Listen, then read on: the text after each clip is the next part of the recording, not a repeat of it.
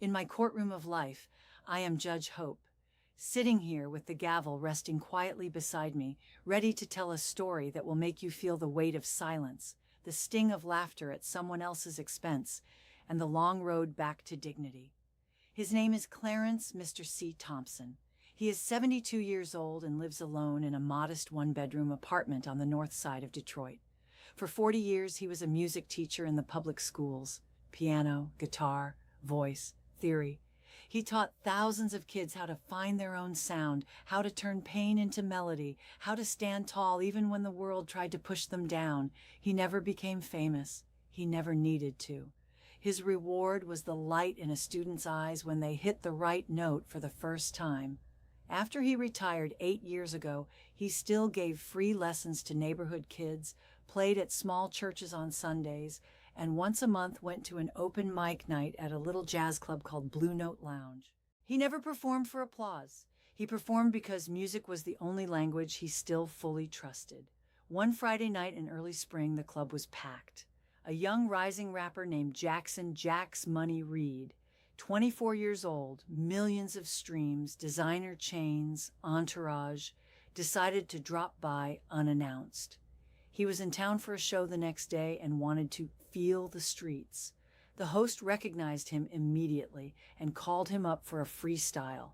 Jax took the mic, spit bars about money, power, women, enemies, the usual. The crowd went wild. Then Jax looked around, saw Mr. C sitting quietly in the corner with his old fedora and a glass of water, and grinned. "Yo, let's have some fun. Old man in the hat, come up here. Let's see if you can sing something real." The crowd laughed. Mr. C shook his head politely. "I'm just here to listen, son." But Jax insisted, waving security over playfully. Nah, come on, Grandpa. Show these young folks how it's done back in the day." The crowd chanted, "Sing, sing." Some were laughing, some were uncomfortable, but the energy pushed Mr. C forward. He walked slowly to the stage, hands in pockets. Jax handed him the mic like it was a toy. "All right, Mr. Old School, hit us with something. Make it good or get booed off." Mr. C looked at the crowd, then at Jax. He took a breath and began to sing, not rap, not flashy, just a simple, soulful rendition of "A Change Is Gonna Come" by Sam Cooke. His voice was weathered but rich, deep, full of lived experience. For the first 30 seconds, the room quieted. Then Jax started laughing into the mic. "Yo, what is this church music? Come on, man, give us something hot." He began beatboxing over Mr. C's singing, turning it into a joke. The crowd followed. Some laughed, some filmed on phones, some looked away. Mr. C kept singing until the end, voice steady, eyes closed. When he finished, Jax snatched the mic back. "See? That's why y'all stuck in the past. Old head can't hang." He dropped a freestyle mocking Mr. C's voice, his clothes, his era. The crowd roared. Mr. C walked off the stage quietly, back to his seat. No one clapped for him. A few young people whispered, "That was actually kind of nice," but the laughter drowned it out. Jax performed 2 more songs, signed autographs, left in a black SUV. Mr. C stayed until closing, paid his tab, walked home in the cold Detroit wind. He didn't cry. He had cried enough times in his life, but something inside him felt smaller that night. The next morning he woke up, made coffee, sat at his old upright piano, and played a few chords. The keys felt heavier. He thought about quitting the open mic. But quitting music would be like quitting breathing, so he kept going, quieter now, more to himself. He didn't know that 30 days later, life would bring Jax Money back to him, not as a star, but as a broken young man who had lost the one thing that made him who he was, his voice. 30 days after that humiliating night at the Blue Note Lounge, Clarence Thompson had almost convinced himself the incident was over. He still went to the club once a month, but sat farther back in the shadows, now played fewer notes on the piano when asked, and left before the crowd got too rowdy. The laughter from that evening echoed in his ears sometimes when he was alone in his apartment, but he pushed it down the way he had pushed down so many hurts over the decades. He focused on the kids he taught for free in the community center. Little girls learning basic piano scales, little boys trying to strum guitar chords with fingers too small for the strings. Their progress was his medicine. He told himself that one bad night didn't erase 40 years of quiet service, but life rarely lets things fade so easily. Jackson Reed. Jack's money had been riding high after the Detroit show. His freestyle over Mr. C's singing went viral on TikTok clips of the old man singing Sam Cooke while Jax mocked him, got millions of views, comments ranging from cruel laughter to a few scattered voices saying that was disrespectful. Jax laughed it off in interviews, called it just keeping the energy real, said the old head needed to step into the modern era. He dropped a new single the next week. It charted high, sold-out arenas, booked festivals in Europe. Everything was perfect until 3 weeks later. During a sold-out show in Atlanta, his voice cracked mid-verse. Not just a missed note, a sudden sharp pain in his throat like someone had jammed a knife into it. He finished the set rasping, pushing through, but backstage he couldn't speak above a whisper. Doctors at first said vocal strain, rest for a week, but the pain didn't go away. It got worse. Swallowing felt like fire. Talking felt impossible. Within 10 days he was mute. No sound at all. Specialists in New York, Los Angeles, Miami ran every test. Scopes, MRIs, biopsies. The diagnosis came like a hammer. Severe vocal cord paralysis caused by a rare neurological condition, possibly triggered by overuse stress and an underlying infection that had gone unnoticed. The cords were frozen, one side completely immobile, the other barely moving. Surgery might help, but no guarantee. Voice therapy could regain some function, but never the power, the range, the signature rasp that made Jack's money millions. His career, the thing that defined him, the thing he had built his entire identity around, was hanging by a thread. Panic set in. Jax's team called every top ENT specialist in the country. One name kept coming up from old medical journals and faded conference records: Clarence Thompson. Not as a teacher, but as Dr. Clarence Thompson, Ph.D. in vocal pedagogy and rehabilitation, former consultant for opera singers, jazz legends, even a few rappers back in the 90s who had damaged their voices from bad technique. He had pioneered non-surgical methods combining manual therapy, breathwork, and targeted exercises that restored function in cases doctors said were hopeless. But after his wife's death 15 years ago, after the school district cut music programs, after he lost his adjunct professor position, Clarence had quietly let his professional credentials lapse. He stopped publishing, stopped attending conferences, stopped calling himself doctor. He just taught kids and played piano. Jax's manager flew to Detroit personally, found Mr. C at the community center finishing a lesson with a 12-year-old boy on basic blues scales. The manager waited until the kid left, then approached. "Mr. Thompson, I'm with Jax Money's team. We need your help." Clarence looked up slowly, set the guitar aside. "I don't do that anymore, son." The manager explained the diagnosis, the prognosis, the desperation. Jax can't speak, can't perform, can't record. The doctors say you're the only one who ever reversed cases like this without cutting. Please. Clarence was quiet for a long time. He thought about that night on stage, the laughter, the mockery, the way Jax had turned his song into a punchline. He thought about pride, about revenge, about forgiveness. Finally, he said, "Tell him to come see me, alone. No cameras, no entourage. If he wants help, he has to ask for it himself." The manager nodded, left quickly.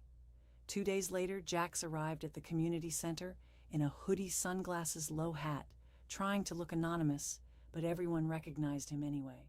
He waited until the last kid left, then walked up to Clarence, who was wiping down the keys of the old upright piano. Jax stood there, awkward, silent, because he literally couldn't speak. He pulled out his phone, typed a message, and showed it to Clarence. "I'm sorry for that night. I was an asshole. I lost my voice. Doctors say you might be able to help. Please." Clarence read it, looked at Jax for a long moment.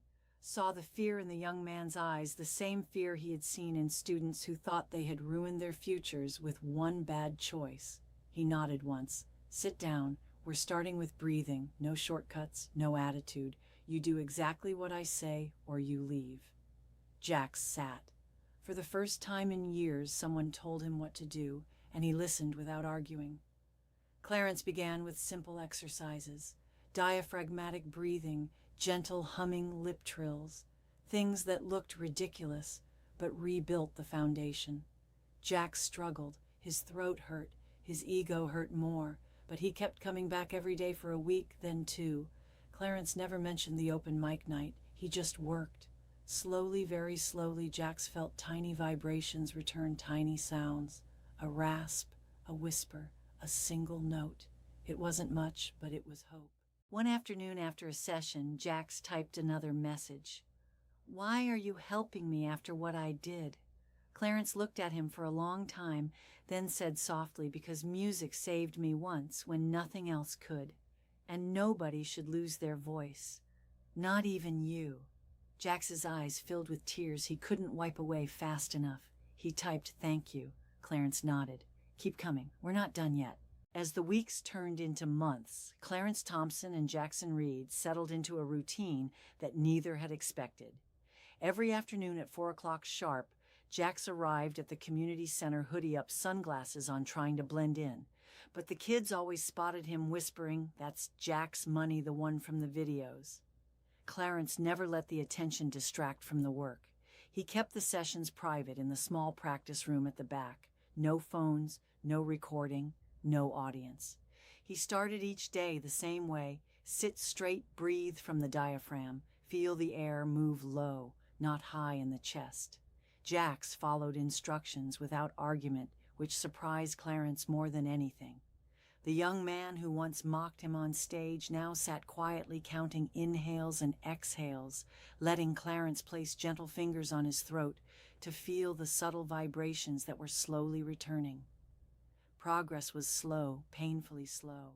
At first, Jax could only produce a faint rasp, a whisper that cracked after 3 words. Clarence taught him siren exercises, sliding from low to high on a soft ooh sound to stretch the chords without forcing them.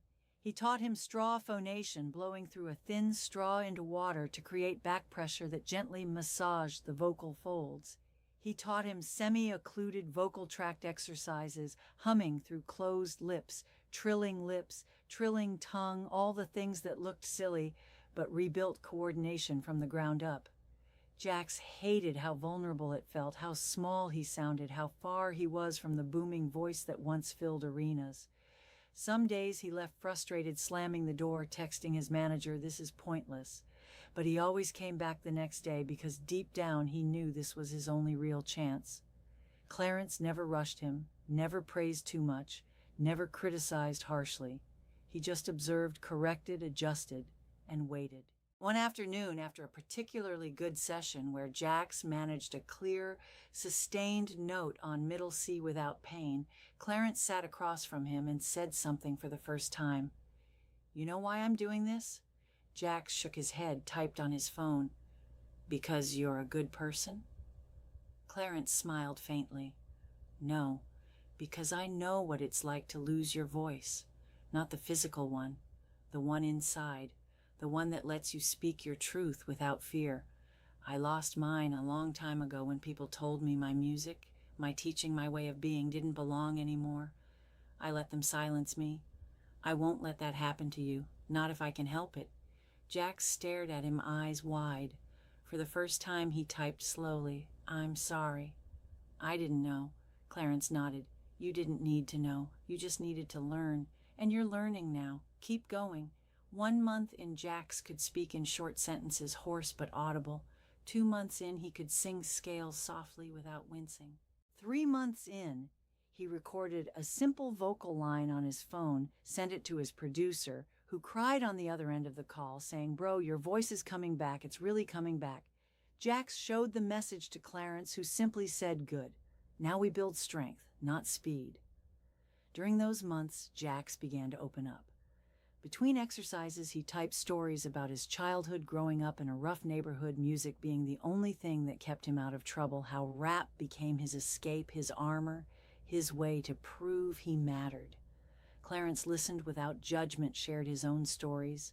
The jazz clubs of the 70s, the students who went on to become professionals, the wife who loved his playing until cancer took her voice first, then her life. Jax listened, really listened. For the first time in years, he saw someone not as a stepping stone or a joke, but as a human who had walked a long, hard road and still chose kindness.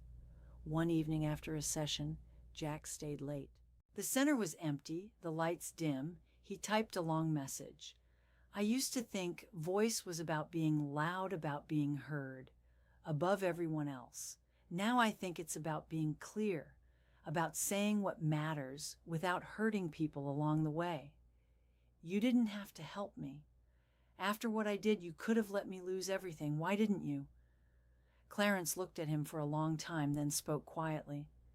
Because silence is heavy, Jax. I carried it for years. I won't put it on anyone else. Not even you.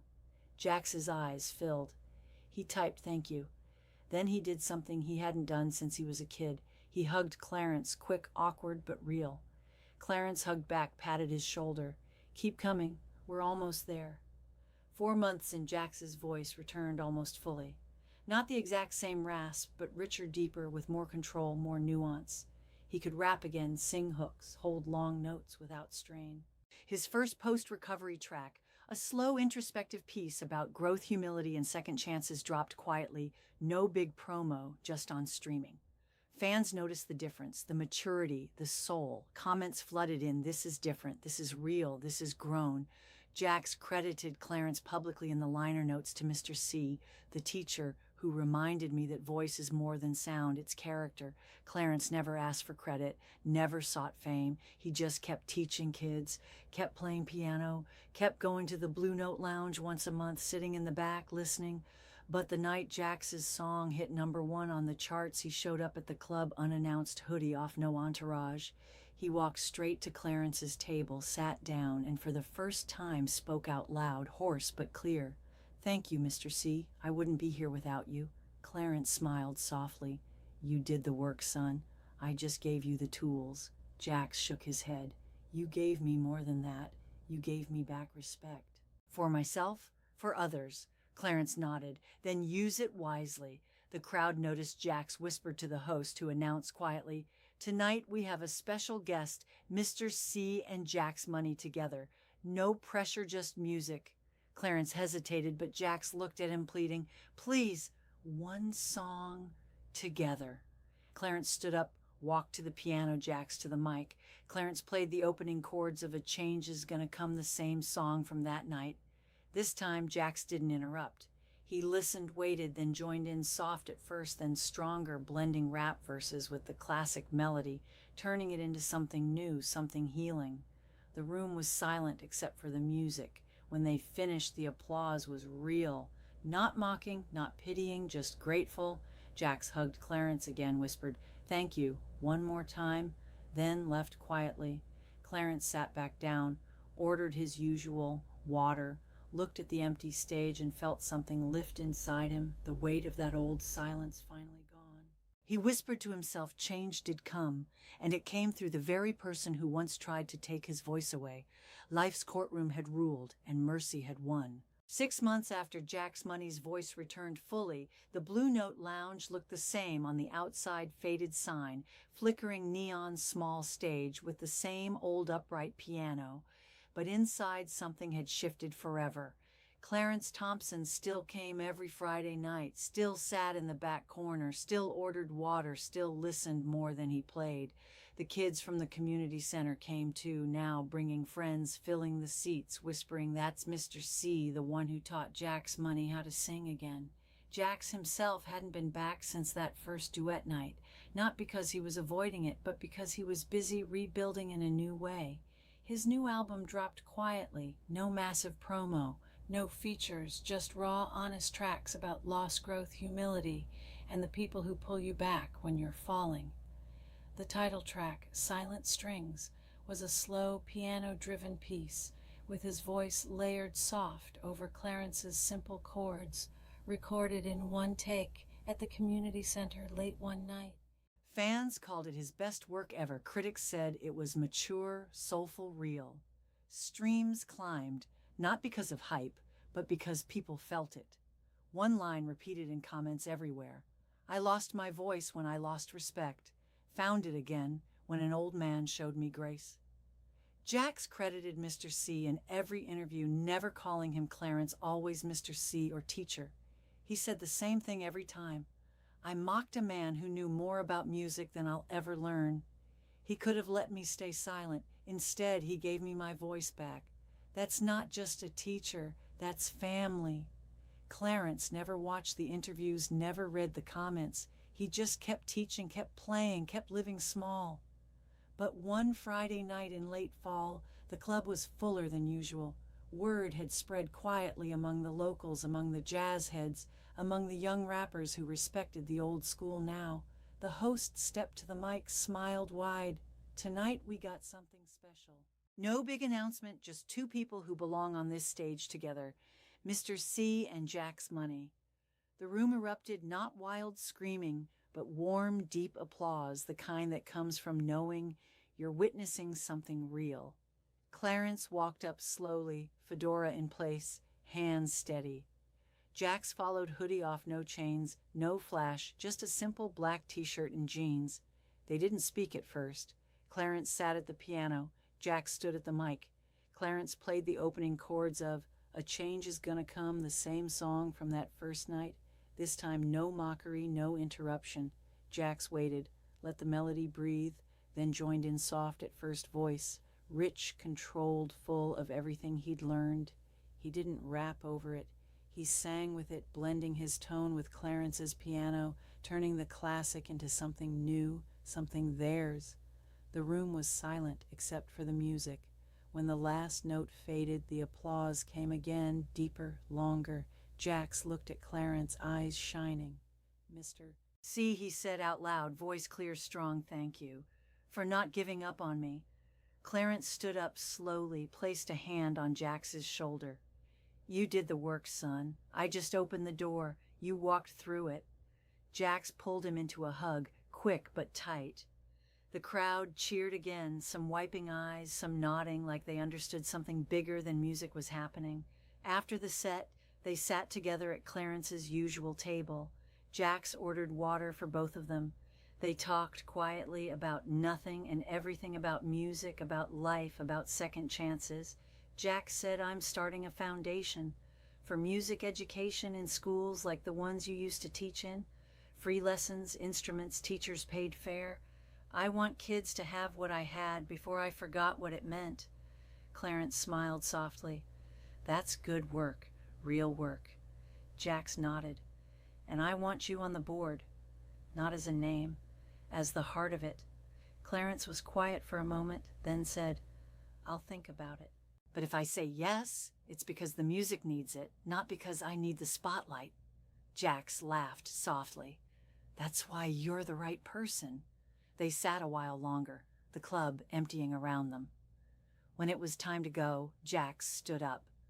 Mr. C, I don't know how to repay you. Clarence looked up at him. You already are. Every time you use that voice for something good instead of something cruel, you're paying it forward. That's enough. Jax nodded, throat tight. He hugged Clarence one more time, then left quietly into the night. Clarence stayed until closing paid his tab, walked home under the Detroit streetlights. The wind was cold, but it didn't bite like it used to. Inside his apartment, he sat at the old piano, played a few chords, soft, slow. He thought about his wife, about the students, about Jax, about the laughter that once hurt and the silence that once weighed him down. He whispered to the empty room, change did come. And it came through the very person who once tried to take my voice away. He closed the lid on the piano, stood up, turned off the light.